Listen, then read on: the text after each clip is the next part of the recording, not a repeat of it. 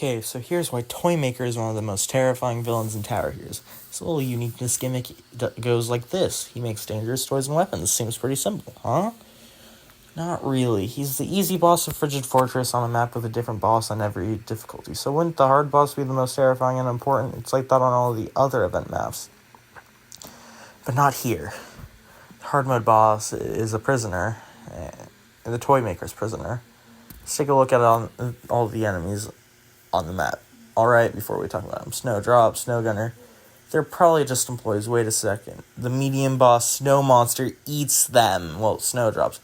Okay, what if Snow Monster is also Toymaker's servant? That would make sense, so I'm gonna go with Snowdrops are food and Snowgunners are guards. What about Blizzard Golems and Blizzard Warriors? Yeah, they're Frost King his minions. He's basically a prisoner, remember? Then we get to Gatling Gift and Gatling Freezer. Clear creations of the Toymaker. Gatling Gift shoots out Snowdrops and Gatling Freezer does nothing, kind of, but it's I think, if I remember correctly, he at first froze heroes, but he was nerfed because the map was already hard enough. Yeah, these guys don't really need an explanation. But that leaves us with Dark Elf Guard. That's also obvious. And Dark Elves help Toymaker make dangerous toys. It's obvious. It's in the description. This leaves us with some potential answers to lots of things in Tower Heroes. I do not think the computers and facility friendly were made by the scientists. The ones that turn into malware too dangerous. And how did they even get hacked? What if the Toymaker made those computers and was able to get control of the sentries from the inside? That would be quite interesting and quite the answer. And what about Top and Toy Robot in Toy Takeover? So literally the definition of dangerous toys.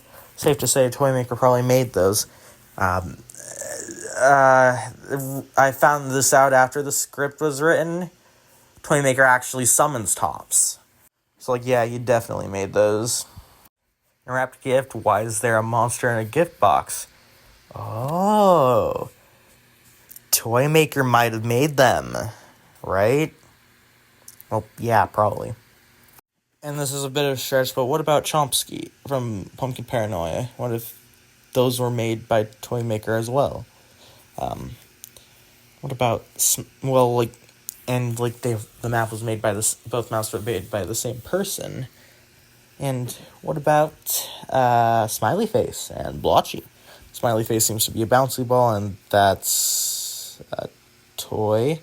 Blotchy's a living paint bucket, which would be given as gifts to painters, and I guess in some ways, yeah, those are Toymaker's things. What about contracts? I'm gonna bring up a few. All right. Here we go. Crystal balls are sometimes used for entertainment, so potential toy. Lumber is a weaponized wind-up toy that was added alongside Toymaker, so might be kind of obvious. Crank is a nutcracker, and sometimes people group them with toys, so let's say he was made by the Toymaker. Okay, hear me out, Jack. I know he's not a contract enemy. I'm not done with those, but I feel the last ones tie everything together. So Jack is a modifier exclusive boss for Christmas. That's a Jack-in-the-Box, evil Jack-in-the-Box. So he's most likely made by the Toymaker. Last contract enemy we're going to be mentioning now.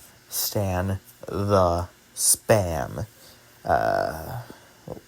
You may be wondering, what does he have to do with this?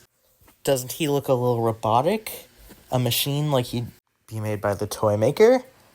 And he sells things and has fake positive reviews for his only good ones. And I'm probably wrong, but pretty sure one of his bad reviews, one of the only ones, mentions danger. What if he sells the toys and tech that Toymaker creates to get into people's homes?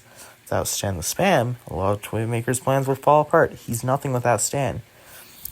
Alright, that's a lot, I think. But I do indeed think Toymakers is a missing link towards a lot of our problems. Let's recap. He makes dangerous toys and other gifts, which creates some enemies and contract bosses. And he has the Frost King as a prisoner and slave. That's about it. Comment your thoughts down below. Please do. It helps me beat the algorithm, which I think hates me. This guy has renewed my interest in Tower Years lore, so you might see more of this in the future again. I hope to see you all real soon.